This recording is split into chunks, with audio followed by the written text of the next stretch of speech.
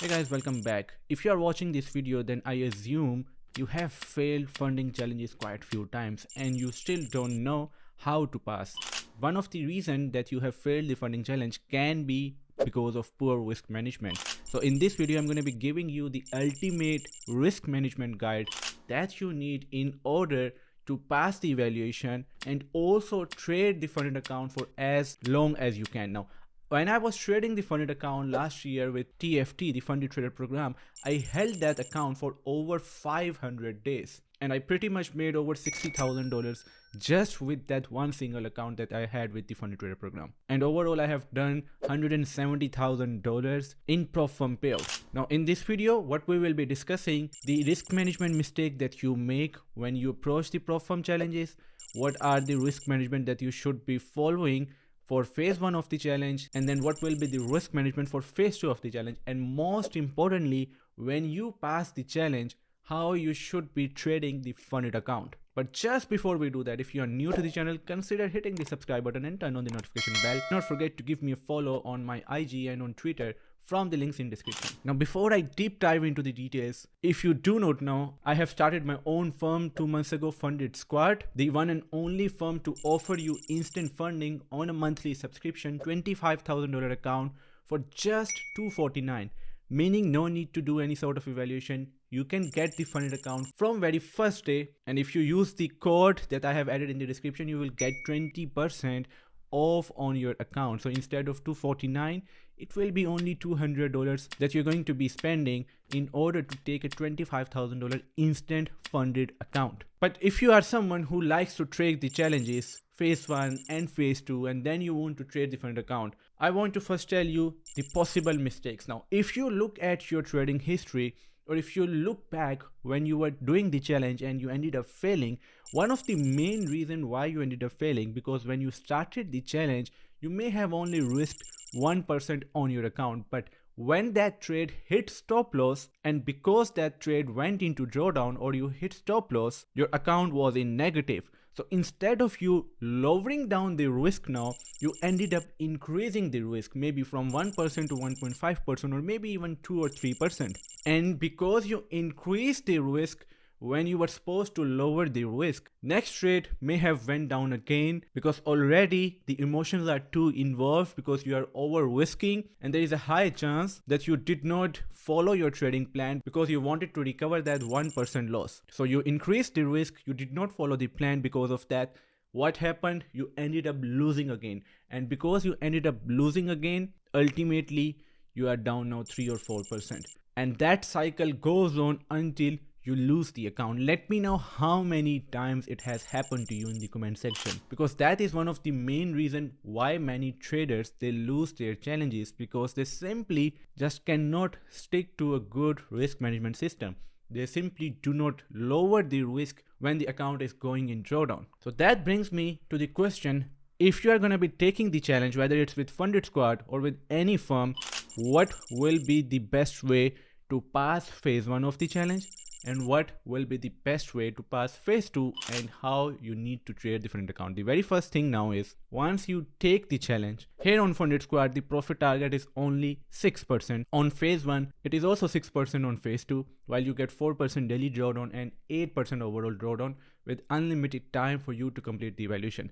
Now, how you need to approach it is, when you start the account, let's say $100,000 account, you have to always start with maximum 1% risk per trade. Now, considering that you do have a trading strategy that works maybe only 60% of the time, but it gives you minimum of 2 rewards from every trade that you take. That means whenever you make profit, you make 2x the amount that you risk. So considering that, you should be risking maximum 1% on the very first trade that you're going to be taking on the challenge phase 1. Now, there will be 2 outcomes. Either the trade will go in profit, hit your take profit, or it will go in loss, it will hit your stop loss. Let's just say the very first scenario, that trade goes in profit and it hits your take profit. And as we are considering that you minimum made 2% from your account, so that means you are up 2% already on your phase 1 of the challenge, and you are left to make 4%. Now, because you are left to make 4% only, what will be the next step? If it was a 10% phase 1 target, which most firms have, I would have recommended that now you should increase the risk maybe up to maximum 1.5%. But because at FundedSquad the profit target is only 6%, so I recommend you do not need to increase the risk. Stick to maximum 1%, or perhaps you should risk only 0.7 or 0.8%, because now you are above 2% already. So you need to calm yourself.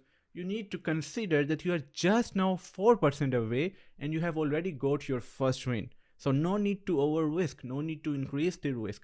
Perhaps risk only 0.7%, but maximum should be always 1%. Now, if this trade, considering goes in profit and you make 2%, you will be at 4%. If that trade goes against you, then you will be down 1%, but overall on your account, you will still be up 1%. Now that is when your first trade hit take profit on your account. But what if your first trade went into drawdown? Now what you need to do? In this scenario, I always recommend, because your equity or your balance is now negative 1%, in the next trade that you're going to be taking on phase 1 of the challenge, no need to risk 1% anymore. Your target here should be to calm yourself, not over trade, not over risk, not over leverage. How you are going to be taking care of these things is, on the second trade, make sure that you follow your risk management as well as your trade plan. Now, what is your risk management? That is lower down the risk to 0.5%. Why you need to lower down the risk? Because there will be again two scenarios: if trade will go in profit or maybe trade will go against you. If trade will go against you, you will only lose now 0.5%. You will not be losing another 1%. If the trade will go in your favor, you are back at break even or initial balance from where you started, which is 100,000 in our example. So that is why in your second trade, if your first trade hit stop loss, your second trade should always be 0.5% maximum risk. That is how you're going to be taking care of your phase 1 of the challenge, considering if you are trading the challenge which has 6% phase 1 target. Here in our case at FundedSquad, we have 6% phase 1 target. But what if you have 10% phase 1 target? Then I recommend the same thing. However, I just say that if you can, when you are above 2 or 3%, if you can increase a little bit of risk, you will still be fine, but only a little bit of risk. Maybe from 1%, you can risk like 1.2, 1.3%, maximum up to 1.5%. However, just like I said, when you have 6% phase 1 target, why do you need to over risk? Why do you need to do 1.5 risk? Just relax, chill. Your profit target is very small. You have unlimited time to trade. So there is no need to worry about anything. There is no need to do over leverage. There is no need to do over risking, over trading. Ultimately, if you will calm yourself, if you will be just looking at the things that if market isn't giving you opportunity, you're not going to be forcing yourself. If market is giving you opportunity, you're not going to be over risking. Ultimately, it will be really good for you to pass phase 1 of the challenge. Now, considering phase 2, which has again 6% target, what you need to do now? I recommend do the same thing. Exact copy paste what I just said for phase 1 of the challenge. Do exactly the same thing. If your trade goes in profit, considering you made 2%, no need to over risk. Stick to 0.7%, 0.8%, maximum 1% risk per trade. If your trade goes against you, the very first trade, lower down your risk. However, if you continue the way you are now doing, you are over risking 1% in one trade, 2% in the second trade, 3% in the third trade, you're ultimately going to lose the challenge, which I never recommend. You are spending your hard-earned money on taking the challenges. So why you need to lose your account? Why you are rushing out? Why you are over leveraging? Why you are over risking? There is no need to do all of these things. Now, the main question: what happens when you reach the funded account stage? This is the most important part of our video. How many times you passed phase 1 as well as phase 2, but you never received your payout because you lost the account? How many times it happened? I can guarantee if you passed phase 1 and phase 2, you may have never received your payout because of only one thing: trade after trade after trade, increasing risk, 0.5% in one trade, 1% in second trade, 2% in third trade, account blown. that is not how you should be trading. Now, what I recommend how you are going to be trading the funded account, never go above 0.5%, no matter how good of a trade you think it will be, no matter how many confirmations you are getting from the market, no matter how much you have confidence in the trade that it will go in your favor.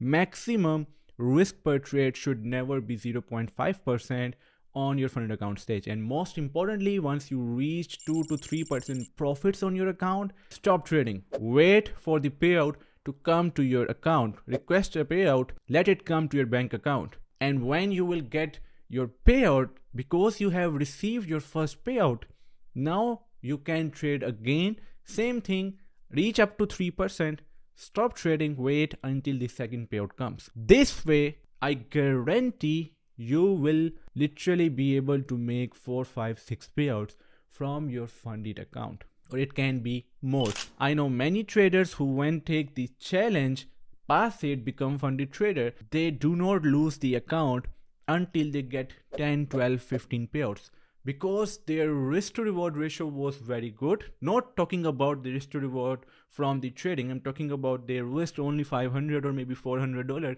In order to take the challenge, they passed it, they got the funded account, and they pretty much made $20,000-$25,000 from the account that they received after passing the challenge.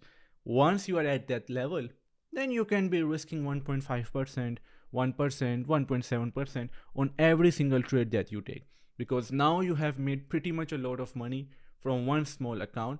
This will be the time when you can increase the risk. But unless or until you receive 5, 6 payouts, never do this. And you only need to make 2 to 3% in order to request a payout. No need to overtrade.